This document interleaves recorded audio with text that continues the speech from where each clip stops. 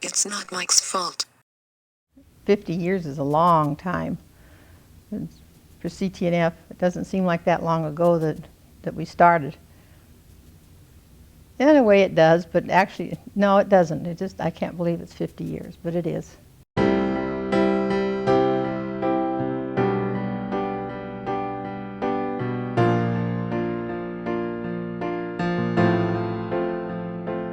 In Christmas, 1949, Tom and I were in Montana, and Chet came up to Montana. His wife was there, and he convinced Tom that he should come down to California and become an apprentice and become an electrician, which wasn't too hard to convince him because at the time he was working as a stock clerk in a grocery store.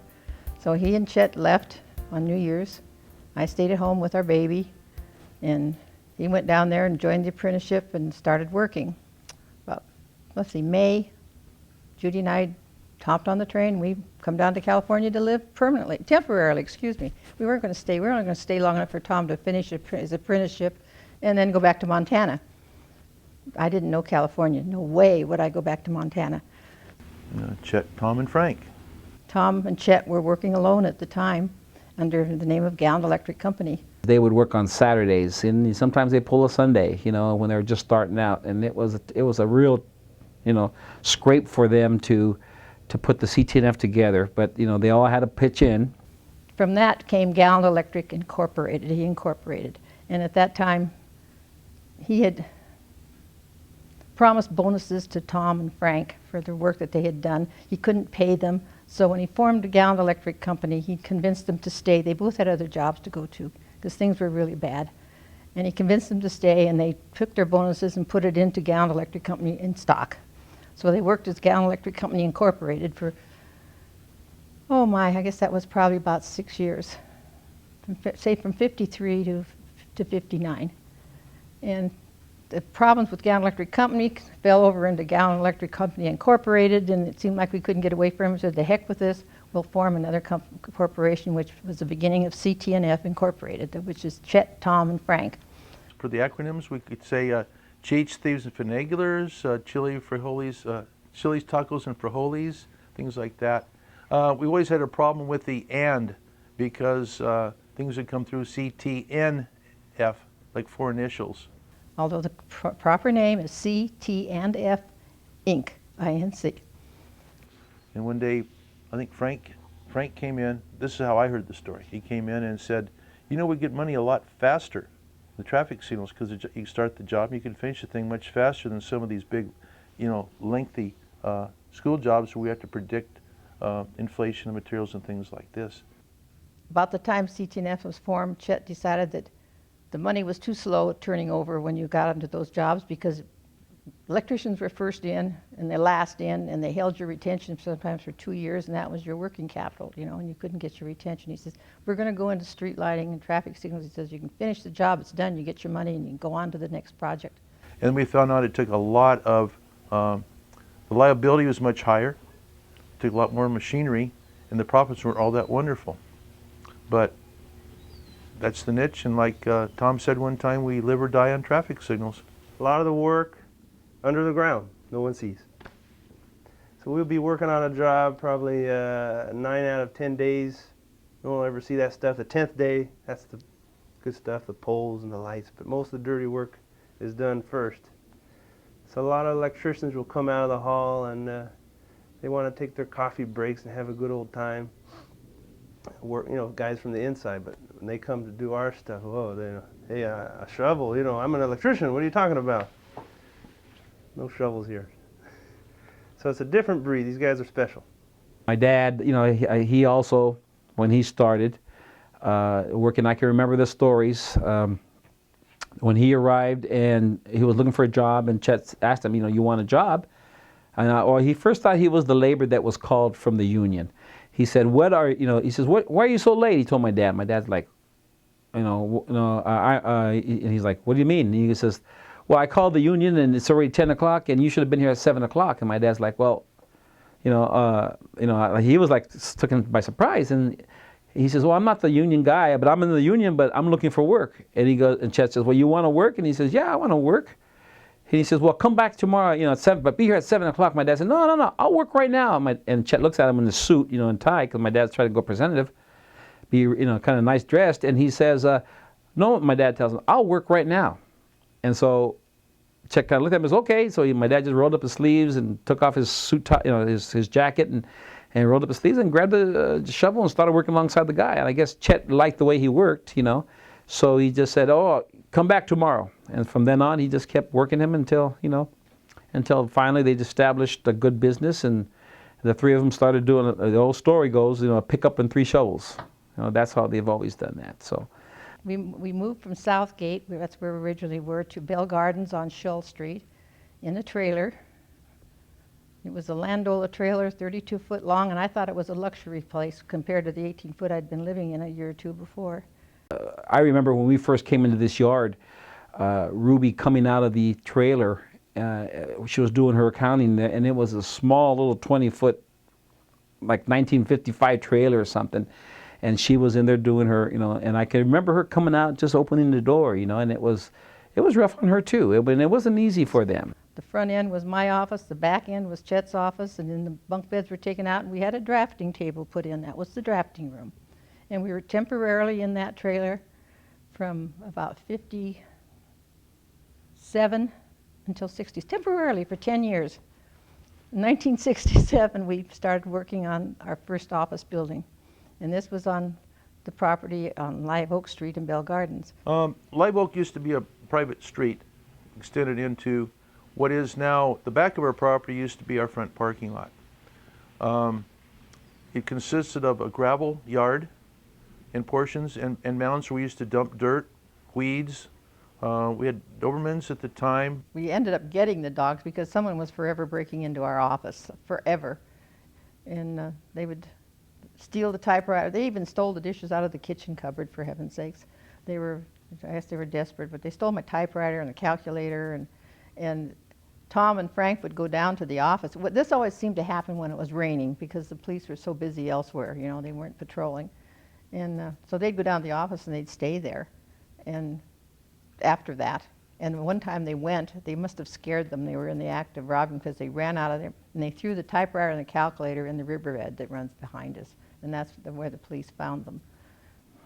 They do a lot of. They did a lot of sacrifices. I remember at nighttime, my dad would come over here, and with Tom, somebody might break in, and how many times they would grab their blankets and they'd stay here to keep the people from breaking in. We had a safe, a big safe, and it was out in the warehouse because we hadn't got a place fixed to put it. It was an old safe, and really heavy old thing. And one time when they broke in, they took a crowbar and they pried and they pried and they pried on that safe and tried to pry the top off, and they finally gave up, just made a mess out of it. And it was hilarious because the safe wasn't locked, and the only thing in it was Coke. Tom used to stick his Coke from his Coke machine in there, to store it there. We out in the back, outside the office door, we had an old Coke machine, and it was the type where you could open the door and look in and see the different bottles, see the ends of the bottles. And it was 25 cents. And Tom would stock it with Coors. And you hit the button and a beer come out. You have a beer button. I think it was probably the same as a root beer. I don't know, same price. He had his own refrigerator in his closet in his room. And he kept his 6-pack in there. He'd have a 6-pack all the time there, ready. After 4 o'clock, he'd pop a beer. That was it. Because at that time, beer was so inexpensive, if you had a black X on the label, you could come into him and he'd give you your quarter back. And so it was always after work. The construction guys wanted to have a couple of beers. We had the machine outside. You could have it. And they used to go outside and sit on the planter and tell their war stories, which is really interesting. You got a lot of good information there, and maybe some not so good information.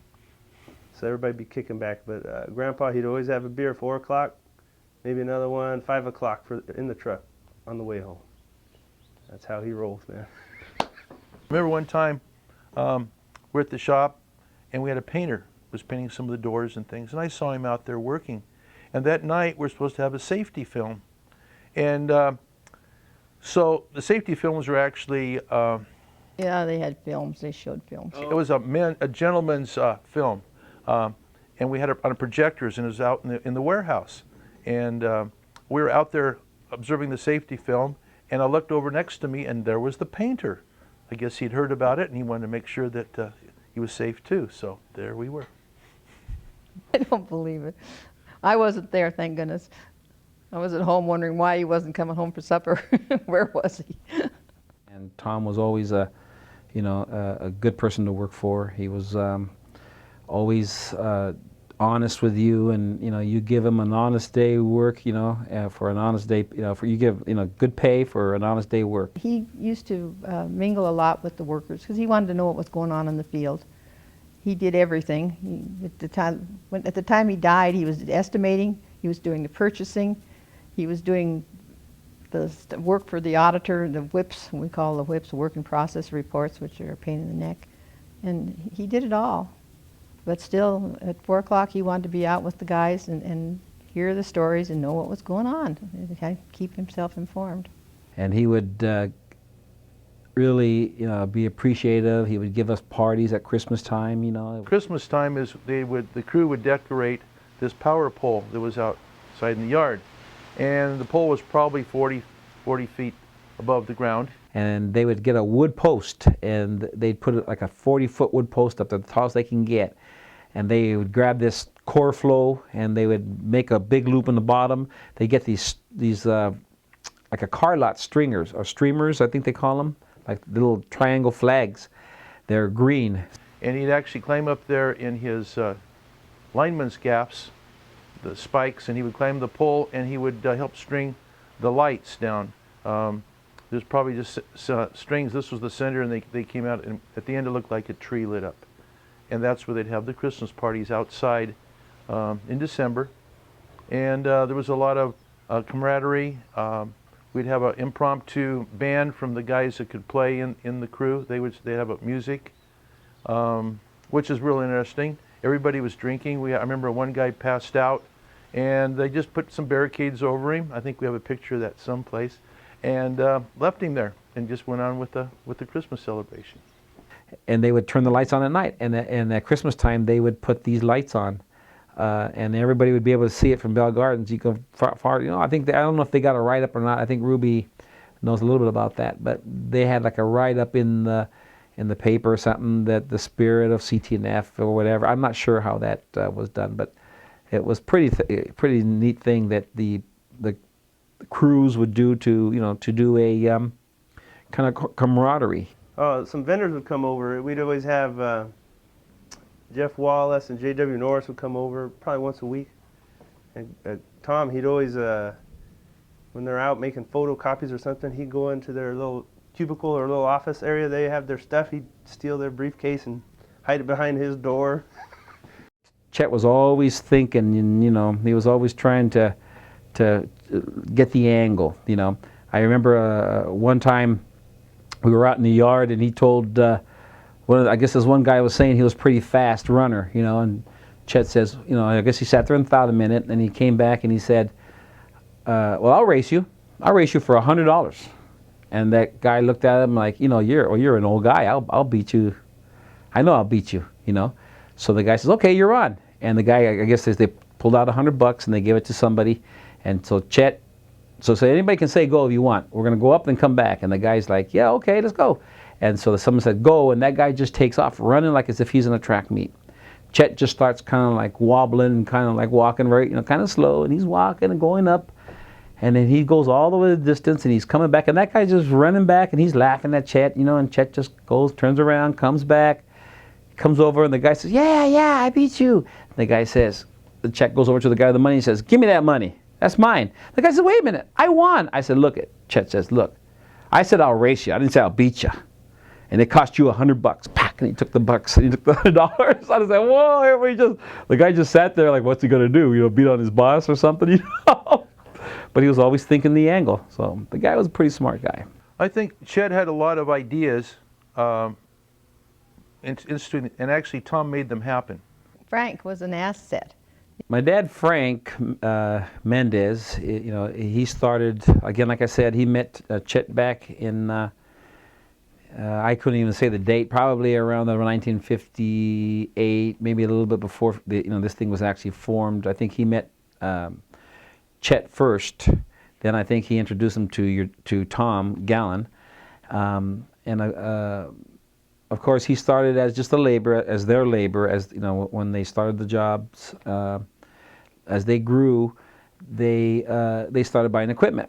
And I can remember my dad coming home one day, and he was just upset because there was a job that Tom had found, and he said, if we had a couple of more trucks, we could have got that big. We could have bid that big job. And I remember him saying that it was around $300,000. Oh, it would have been a good job. And He knew everything in many ways, but he knew all of the areas of the city, the county, everywhere. And we'd bid a job, and we'd ask him, what kind of soil is it? And he would know. He'd say it's rocky, it's sandy, it's boulders. And if he didn't know, he'd make it a point to go out there and he'd dig a couple, 3 holes and come back and tell us exactly what the soil was like, and we could bid it accordingly. And that was to our benefit, because sometimes that can break the job when you start drilling and you got nothing but boulders. You got to take account of that. when he was on the job site, that's when he thought, running on the job was fun. And I realized, yeah, it's fun for you, not for me or anybody else. I think they were doing it just to keep their job, But the guys he used to have on this crew, and you build your crews, and he would talk good about the guys, that, oh yeah, this guy's good, and then this guy's good, and then he's good pipe driller, and and he'd come home at, I remember before I even started working at the CTNF around 12, 13, he'd come home and he'd be talking about, oh yeah, we'd be doing this and we'd be drilling the pipe, and oh man, we did a beautiful shot of, oh, this shot came out beautiful, beautiful. It was just right where we're supposed to be, and the inspector, and that's all I'd hear. Oh yeah, and we would take pipe and do this, and I'm like, oh yeah, yeah. I'm like, what time is it? Like, time for me to go. But you live here. What are you talking about? It's like, oh, okay, I have to. All right, keep going with the stories, He was a very smart man. He was good to have around. When he retired, we lost a lot. And oh yeah, he's a good guy. He's really good to work with. And I remember a lot of guys from Sully. They knew my dad quite a bit. There was a lot of the old superintendents. And so when I was out there working with them, I've already started, being as a tech. And I remember him telling a lot of those guys to say, Frankie, come here, Frankie. I said, my name's John. He'd leave me with, some of the employees that were drilling pipe, like Ed Valdez. And he would leave me with Ed, and I would be the runner. I get to get the pipe wrenches and take them from where Ed was drilling the pipe down to the other guy that was receiving in the receiving pit and taking the pipe, the bit off, and then I get to run back with the pipe wrenches. This was all a privilege for me, according to Ed and all the other guys. I later learned that it was saving them a walk. But they enjoyed it. I guess I learned a lot, and I think I was the first 6-year-old that knew how to do a high voltage splice. So it was pretty cool. It was a good experience when I was younger. I hired on as estimator. Kent Simmons, I met him when I was pumping gas, and he was outside in the yard, and that's the first time that I really met or even seen Kent.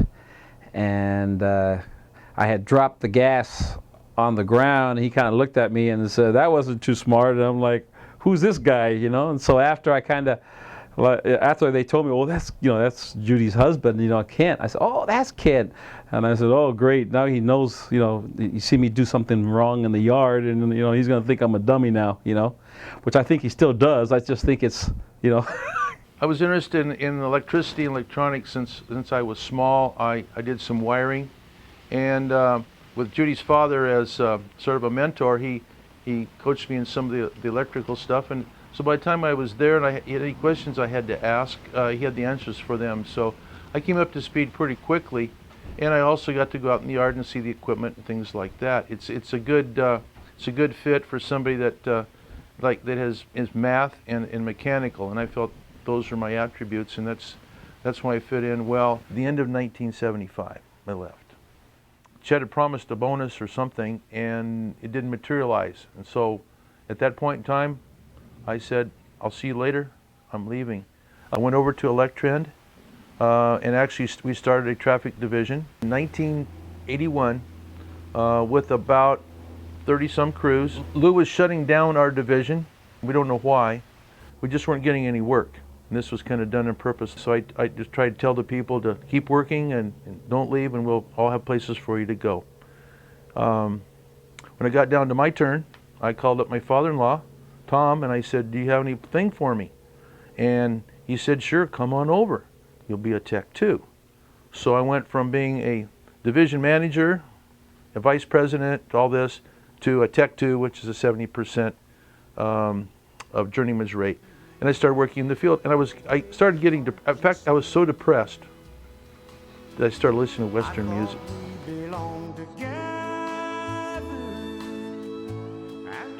I was there for about a month, and one day I got a call, and they just, Tom says, "Go down to the Union Hall and take a test right now."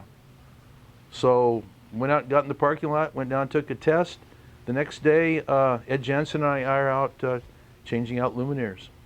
I had a crew, and of course, we'd never seen him change out luminaires before, either one of us, because Ed had been an employee over at Electrend prior to that.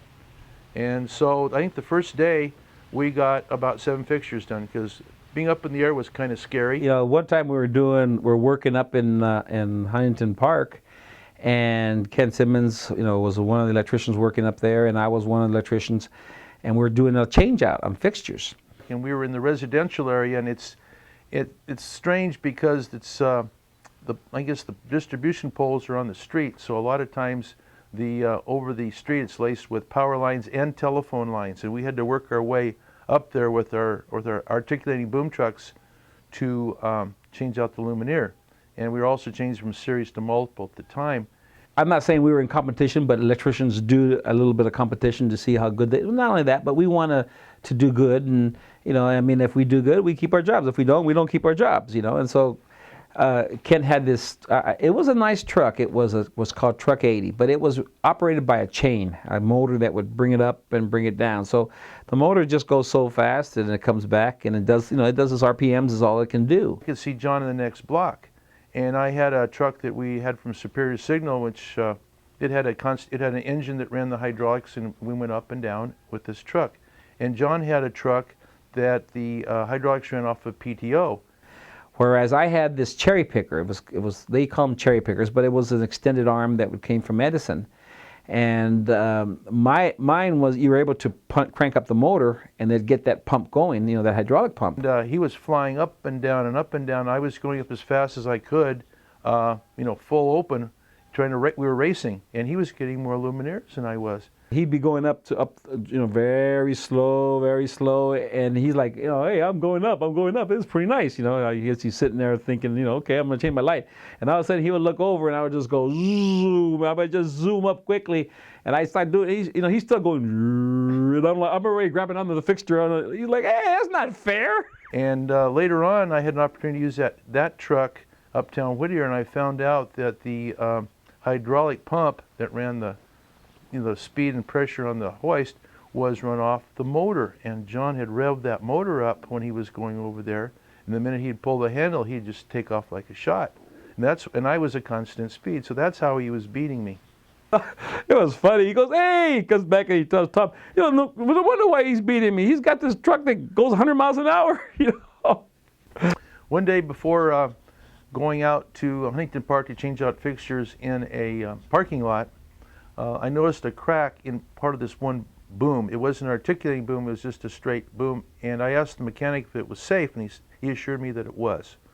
So that day we were out in the parking lot lifting up these, taking mushroom fixtures off, and because they were been there so many years, we had to use the bucket truck to kind of pry them off. And so I put a lot of stress on the bucket, lifted those off, and then we went way above the pole because we had an assembly that we'd prefabbed on the ground that was actually chained to the basket. And because it had long wire, stiff wire, we went above, and so that wire would go back down into the center of the pole. And this assembly we had chained on there was 2 180 watt luminaires. The basket was probably rated for maybe 300 pounds. I was in it, 2 luminaires at about 80 pounds apiece, plus the other structure. and went way up high. Plus, we don't know what state it was in because I did see a crack, and we were using it. I don't know how much pounds we were using to pop the luminaire, but it's quite a bit. And we went all day long. We took the luminaires off, put the new ones on, and at the end of the day, just coming down, we just finished. Something popped in the bucket, and dropped 5 feet. We dropped 5 feet to the ground. Trucks were a little bit unsteady. I would like to say that. I think it'd be the kindest way to say that. But they were trucks that we got at that CTNF bought at the auction, and they would fix them up. And I can remember some stories. We used to have a dump out in the back, and I remember a few times that some of the dumps would lose brakes, and you'd be it would go down into a hole. And as you're going over to dump your load, you'd be kind of like going for a ride because that brakes wouldn't be very good, and you're going down the steep hill, and you're like, whoa! But I guess they leveled it out down at the bottom that you would be able to kind of coast instead of having to stop, because you wouldn't be able to stop. The load was so great, and the brakes weren't that great. So as you're going down the hill, you're kind of like going for the ride and you're pushing with your life and hanging on, and you'd hit down the bottom, and okay, now you're smooth again, like, oh, I made it, I'm alive still, Oh, we had one case where we were up on a hill working, and our big cement truck, really one of the heaviest trucks we have other than the cranes, and I guess he didn't set the brake. I mean, that's all we can assume. And that thing started to roll, and they saw it rolling, and it's going downhill, and they're chasing it, and they're yelling with it. Well, of course, it's going faster and faster. It went right across a busy intersection, didn't touch cars every place, people on the sidewalks, didn't touch any of them, just plowed right into a pole. And we kind of wrecked the truck, but we felt we were very fortunate because we could have taken out a lot of property and people. But it's funny now, but it wasn't funny then. Well, it might have been funny. I didn't see it, but it wasn't funny for the guy that was chasing the truck, I'm sure. Good luck. Yeah, well, I don't know whether we got the job to replace that pole or not. Maybe we had to do it for free. That might have been it. So back in the 80s, we would, Kent, he finished the ATSAC, So we went out there on a special day, probably like a Saturday or something. Let's go, kids. So all us kids, I don't know how old was I, probably 11. Mike was 14. My little sister, probably 8 years old. So we all jump in the back of the truck, and hey, look at this intersection here. We did this, and look at that. He went on, he always does this, talking stories, driving through West Covina. Hey, look at that. We did that intersection right there. Look at all those street lights over there on, what is that, Painter? We did all those. And I worked on this freeway here for 12 weeks or 2 years, all nights. I don't know, He didn't work too many nights, so. But he's always having a story like that, and we didn't care. But now I find myself doing the same crap. No one cares.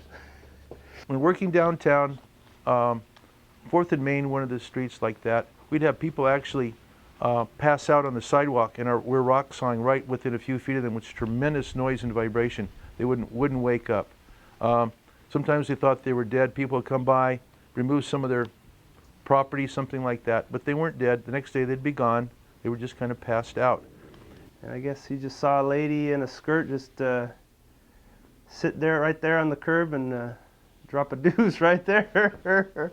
Al Fernandez was wiring up a controller at Figueroa and Grand, and the way it's set up, when it's a 170, it's a 332 cabinet, and when both doors are open, they're parallel, but they're out over the gutter. And so he's in there inside doing the wiring, and he smelled the smell. and so I guess some person, and this woman got up and was trying to walk away from the cabinet. And he looked between the doors, and there was some, I guess she'd gone to the bathroom right there in the gutter between the doors. There was, semi-private, had no problems at all. And so he always told us that story whenever we drove down Main Street. We had, when Tom was in there, we had some old guy, every 5 years, he would call up, and Tom recognized him, he knew the voice. He was an old guy, and he'd say, I tripped over a hole, or I tripped over a rock where you're working, I tore my pants and I broke my glasses, and I want you to replace my pants and my glasses. Every year it was the same story, about every 3 or 4 years, same story. Tom would say, okay, all right, send me the bill. And he'd pay the old guy. It was the same guy over and over again. And he was old, so it stopped eventually because he must have passed on. He just thought it was funny, you know. I mean, you can't fight it. He claims, you know, that's what you did. Well, okay. But he thought it was so funny that the same guy, he was old and senile, and he was not that, couldn't have been senile. He must have had it up there to come dream this up every now and then. So when I first started, I was just a kid working at AMC movie theaters, and Mom and Dad and Grandma, Grandpa's Tom, of course. He was up there doing a takeoff, probably like LA City bid, probably an AdSac bid or something. He says, I say, that's pretty cool. What are you doing? He's in there working. He's got a stack of plans, probably 100 of them. He's going through it. That's pretty neat. You know, hey, you want to do it? He says. I said, okay.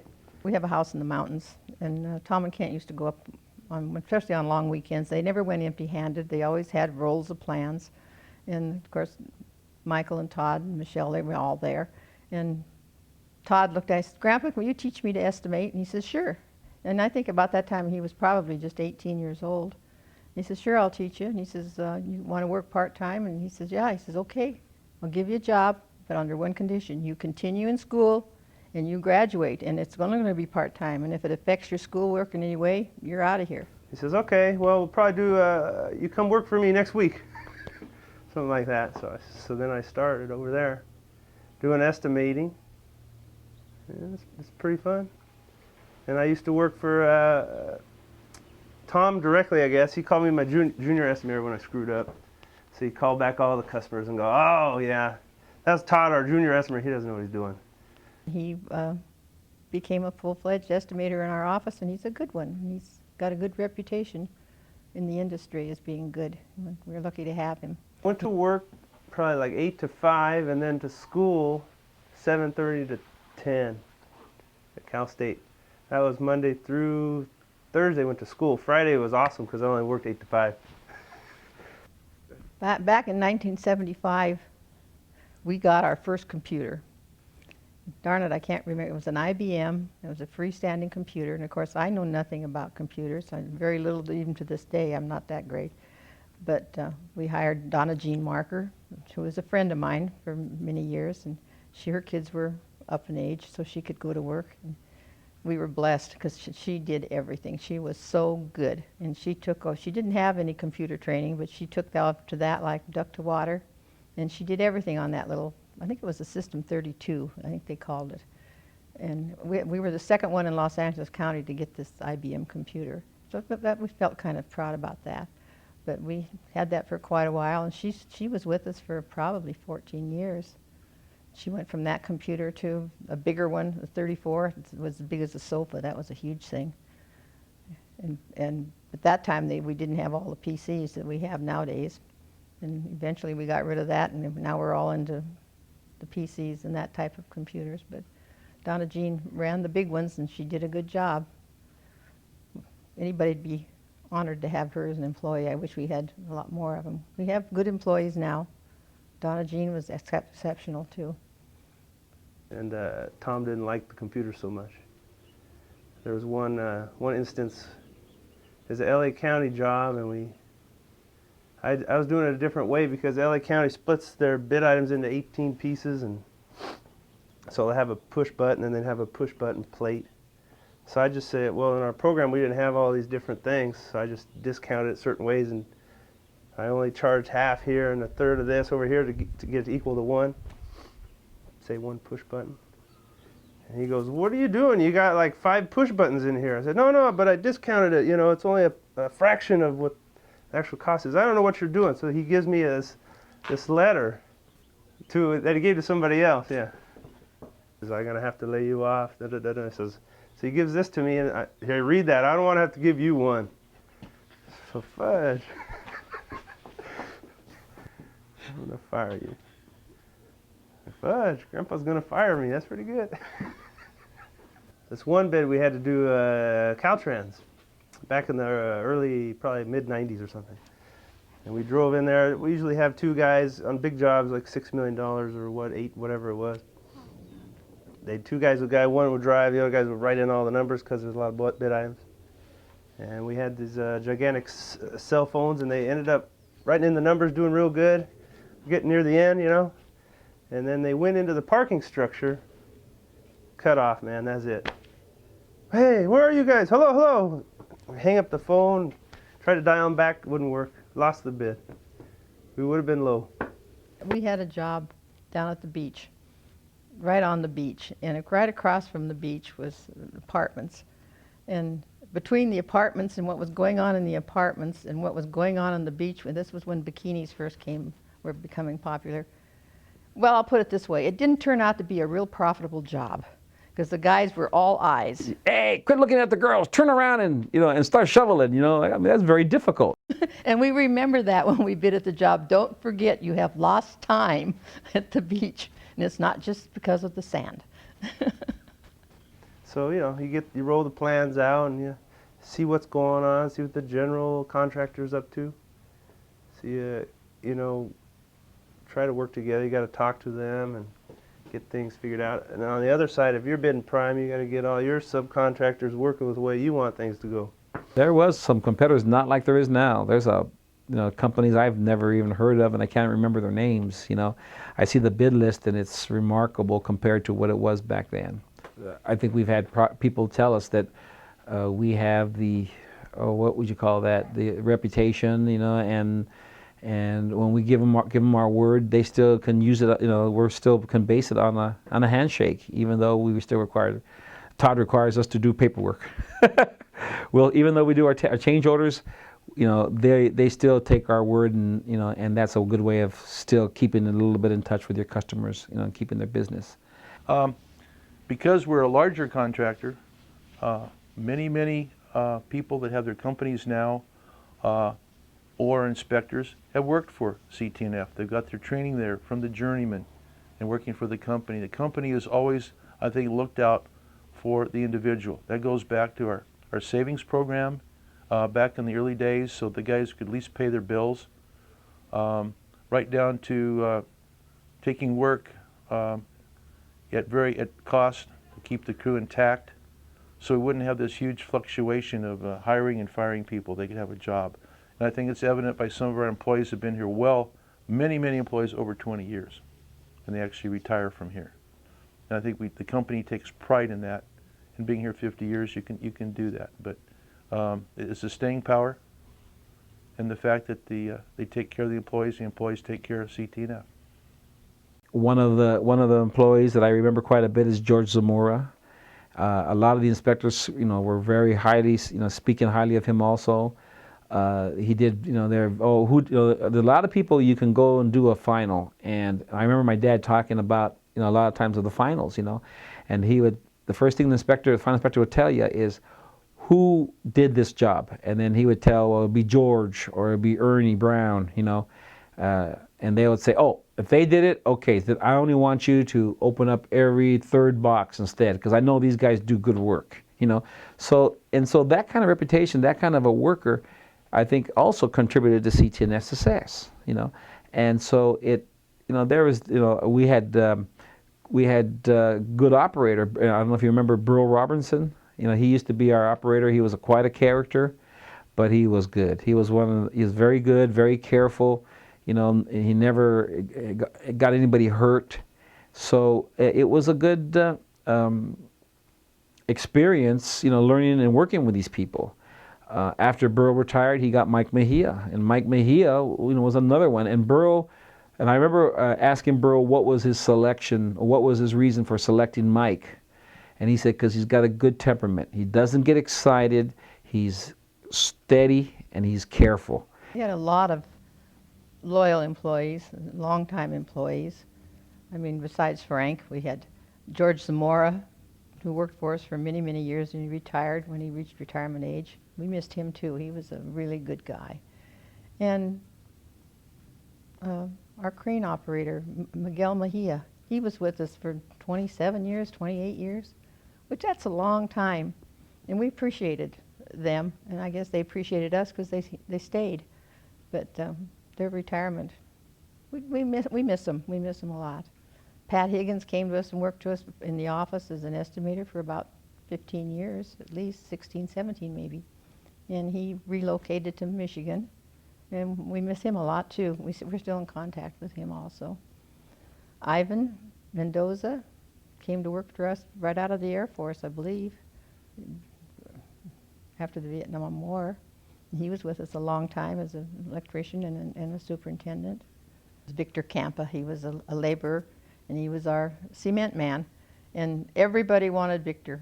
Everybody wanted Victor on their job. That was it. And every year when Victor was there, he was the worker of the year. I don't think anybody else edged him out. He was a great guy. And he also retired on us. Darn these retirements. We have a lot of people, competitors that headhunt, and we've lost some, but we've kept a lot. And a lot of them are loyal, and we're grateful to them that for their loyalty. They've stayed with us through thick and thin, and we've had both. But they've just been good, loyal employees, and we appreciate them greatly. It was very fun, you know, and I think it's more of the people and the way that, you know, it occurs. And I think they have pretty much that fun and camaraderie now.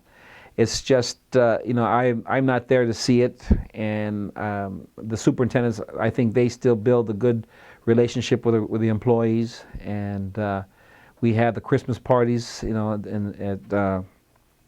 and it's pretty much a get-together thing, and we have our little seminars and classes, and that's a real fun thing. And the guys, they like doing that. I think they just started something last year, the Electro Olympics, yes, and the guys really enjoyed that. They really put into it, the pipe screwing and everything, and a lot of guys talk about it after, so you know it's a good thing, and it builds a good relationship, and strengthens the family. Because when you're out there pushing pipe and you're relying on somebody to make sure he does a lane closure, or if you're down the hole, you're pulling the bit out, you want somebody you can rely on to give you to back you up and pull you out of the hole if you need the help, or help you if your car hits you or something. You know, you really gotta be close knit with your helper or your electrician, you know, so that he'll save you from, or keep you safe, you know. So I think we had that here at CTNF. Kent sent an email right around probably September or so. It says, there's a new guy in charge, Todd Simmons. I think that was it. So that was his passing the torch over. So, but we've worked side by side for a long time, for a couple of years now. What I like about Todd is he's interested in the company. He has the experience from when he was a child, not a child, but when he was in school. He actually desired, and he's got, for his age, he has a lot of experience. He's now our general manager and overseeing the whole works. So he's come a long ways. And he has some good decision-making things. I'm still there, but he's the general manager, and it made the handoff smoother rather than just walking out one day and saying, "See you." There's a question he wants to know, how do we do this? I'm there to remind him of that. But he's got his own style, and it's successful. It's working. I've been going to work. I get there at 5:30 in the morning. I leave between 4:30 and 5 at night, sometimes a little later. That's my routine. When you believe this, I've never been on a job in all these years. I have never had a trip to one of our job sites. I've driven past them when they were in Whittier on the way to work, but I've never actually set foot on a job site. Now, that's very strange, considering the number of years I've been around. But I'm busy in the office. The office is my end. That's why I talk about finances and paychecks and what have you. That's what's important to me. Happy 50th anniversary, CTNF. Good job. We've had good times, we've had bad times. We like the good times the best. When I think back on CTNF, I think about they're always in the forefront. I think CTNF's always kind of been, and we're trying to make it on the cutting edge of the traffic signal industry. We did a lot of things first. We had maintenance. We did our wholesale company. We did. We're the first one to use computerized estimating. The first ones to use the rock saw. We actually have a rock saw division. We have 3 rock saws, and we actually saw for our competitors. We do this. Our software that we use to manage our traffic signal construction work, I think, is envied by everybody in the industry. It's designed especially and used for what we do, and we've always been out there on the leading edge.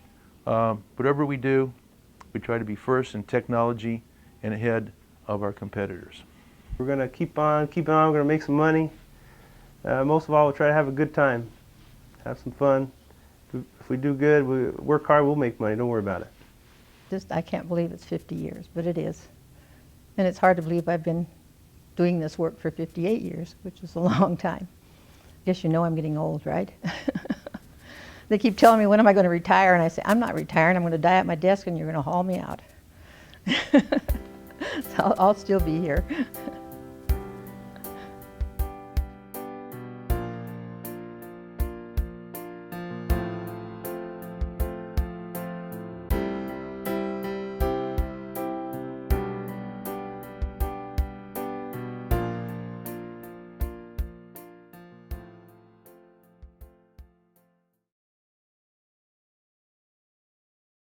It's not Mike's fault.